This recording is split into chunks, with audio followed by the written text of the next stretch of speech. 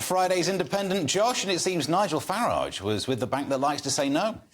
Indeed. This is a big story. OK, I'm just going to... Now, Nigel Farage, fellow GB News, the big star here. I do not agree with him pretty much on any political issue. That's OK. You know what? But he seems like a nice bloke.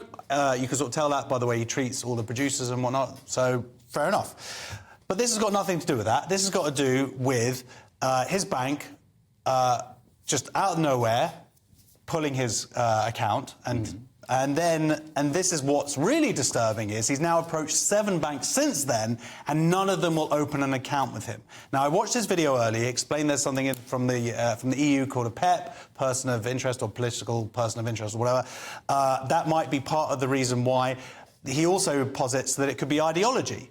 And that is, and the thing is, and I saw someone else I respect, who I agree with politically, go, oh, this is rubbish.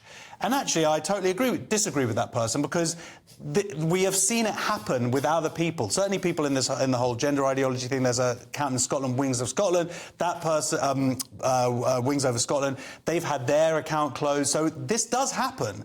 And it is, in a world where, certainly when we're moving more into a cashless society, you need a bank account. And as Nigel Farage argues in his video, it does everything, let alone getting mortgages or loans and this and that. Just paying for day-to-day stuff nowadays. I mean, I would almost go so far as it's a human right.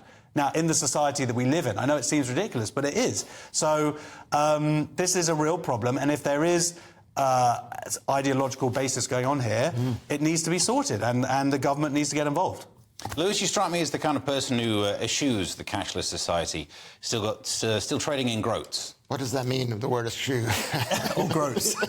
Or groats. Or bank account money. Cash, or cash. I mean, the problem with this story is this is the biggest story we've come across. This is totally not a non-story. What do you call a non-story? A non-story? This is a real story. Holy moly. This is a real story. Whatever you think about Nigel Farage, is the fact that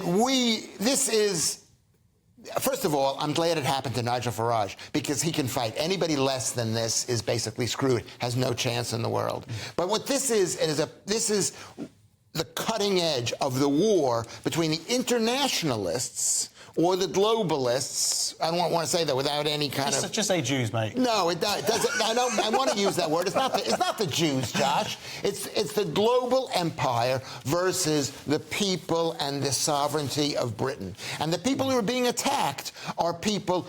Basically, Britain is under attack by people who stand up for Britain. British nationalism is under attack by the globalists. I hadn't seen the globalist element to it, I've got to be honest. Yeah. I think these are, of course, there's international, the banks are owned by different big companies, but I think these are decisions that are made at a local level by British people. I don't think that there's people out there in Switzerland or whatever doing it. No. I think that this is something that's happening here. No, because the reason is, because I'm saying it, is because it's not...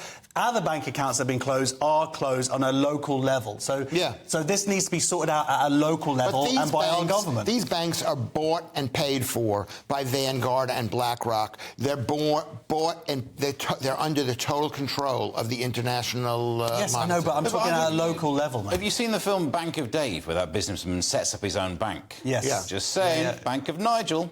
Well, he might... Heard it here first. Do you want to know something? Can you get euros? Not anymore.